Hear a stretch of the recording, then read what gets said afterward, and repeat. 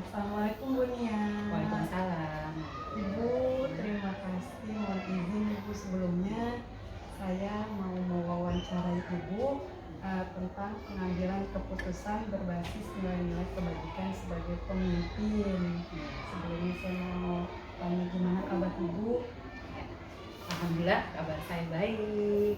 Alhamdulillah ya Bu, baik karena sehat yang paling penting gitu ya Bu. Baik Bu, bisa langsung saja ya Bu ya. Boleh. Oke Ibu, Bu Nia mohon izin saya akan mewawancarai Ibu. Ada beberapa poin pertanyaan yang akan saya sampaikan. Yang pertama Bu, perihal bagaimana Ibu dapat mengidentifikasi kasus-kasus yang merupakan dilema etika atau rujukan moral. Ya, baik. Langsung saya jawab. Bagaimana mengidentifikasi kasus-kasus yang merupakan dilema etika atau rujukan moral?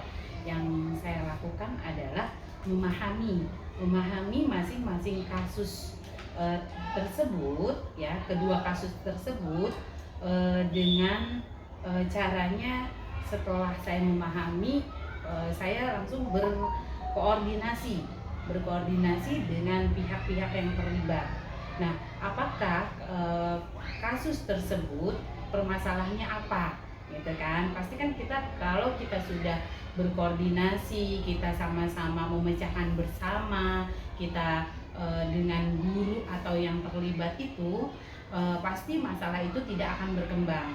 Nah, ketika sudah kita berkoordinasi, bekerja sama, bagaimana caranya mengambil keputusan itu, apakah keputusan itu tepat?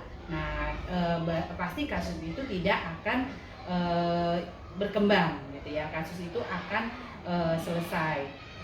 Nah, setelah itu, setelah permasalahan selesai atau tidak berkembang, nah baru kita kembali lagi memetakan apakah kasus tersebut merupakan rujukan moral atau dilema etika. Baik Ibu. Ya, yang berikutnya ya Bu, selama ini bagaimana Ibu menjalankan pengambilan keputusan di sekolah, terutama kasus di mana ada dua kepentingan yang sama-sama benar atau sama-sama mengandung nilai kebaikan? Ya, saya mempertimbangkan kedua hal yang sama-sama benar tersebut dengan menganalisa faktor atau pihak mana yang terlibat. Jadi setelah kita mempertimbangkan kedua hal itu, ya kita menganalisa. Setelah kita menganalisa kan berarti kita tahu bagaimana kita kedepannya mengambil keputusan dengan tepat. Oke, berarti pengambilan keputusannya pertimbangan dulu, kita analisa, baru kita bisa ambil keputusan dengan tepat. Seperti itu ya Bu. Lanjut ya Bu, langkah-langkah atau prosedur seperti apa yang biasa Ibu lakukan? Nah, langkahnya yaitu adalah biasanya ketika kita ada kasus, kita pasti akan memutuskannya itu atau memecahkannya itu dengan logika atau suara hati kita, ya. Kita akan memilih apakah yang kasus tersebut itu banyak manfaatnya atau banyak mudorotnya, yang lebih besar manfaatnya atau lebih banyak mudorotnya. Nah, selain itu juga kita mempertimbangkan dari sisi peserta didik itu sendiri.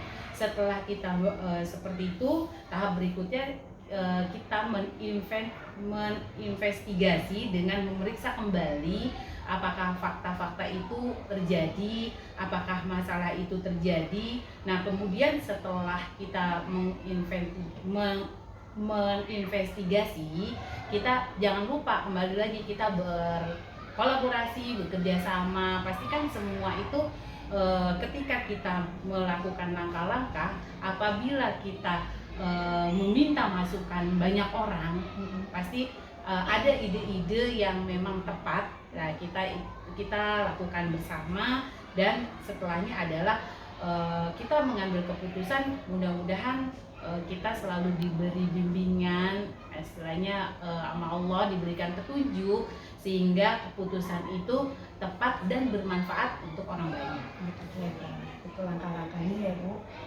Siap, kita lanjut lagi ya Ibu. Hal apa saja yang selama ini Ibu anggap efektif dalam pengambilan keputusan pada kasus-kasus tersebut? Nah, Jadi yang efektif gitu yang ya, Bu? efektif yaitu yang efektif dilakukan adalah dengan mempersempit akar permasalahannya. Kalau masalahnya itu sudah kita selesaikan, kita sempitkan, pasti masalah yang berikutnya tidak akan timbul. Nah, setelah kita mempersempit akar permasalahannya, baru kita membangun kebijaksanaannya. Nah, bagaimana dengan cara membangunnya? Tadi kembali lagi, pokoknya di suatu sekolah, di suatu instansi itu, walaupun kita seorang pemimpin, tetap kita itu tidak bisa melihat anak buah kita itu seperti bawahan dengan atasan, tetapi kita harus sama-sama sejajar. Katanya berdasarkan jari nih, kalau yang atasan di atas, yang jempol di atas, kelingking di bawah, itu kan nggak bagus. Berarti kan kita atas dengan bawah, tetapi kita bagaimana caranya sejajar, jempol dengan kelingking sejajar, sama-sama mitra kerja yang dapat bekerja sama memajukan sekolah. Oke, baik. Sangat luar biasa nih Bu. Jadi nggak ada yang namanya atasan bawahan, jadi kita sejajar. Itu kayaknya lebih efektif gitu ya Bu ya. Betul. Siap Ibu. Lanjut ya Bu. Iya. Hal apa saja yang selama ini merupakan tantangan dalam pengambilan keputusan? Jadi tantangannya gitu dalam pengambilan keputusan itu. Tantangan dalam mengambil keputusan pasti di setiap sekolah, setiap yang kita pimpin itu pasti ada, bahkan mungkin banyak. Nah, ketika kita hadapi, yaitu ada kan pihak-pihak yang ketika kita mengambil keputusan itu pasti nggak sepenuhnya dia akan menerima. Iya. Nah kan, nggak sepenuhnya akan menerima, dia juga mungkin di depan kita iya, di belakang kita tidak. Nah, bagaimana kita caranya dengan mengedukasi, ya kan, memberi tahu, memberi pemahaman. Ketika kita sudah memberi pemahaman, memberi edukasi, bahkan kita memberi contoh. Sebagai seorang pemimpin itu harus mencontohkan terlebih dahulu. Setelah mencontohkan, kita juga harus apa sih, konsisten, ya kan, konsisten dalam menjalankan tugas tersebut. Baik. Itu tantangannya tadi ya Bu ya.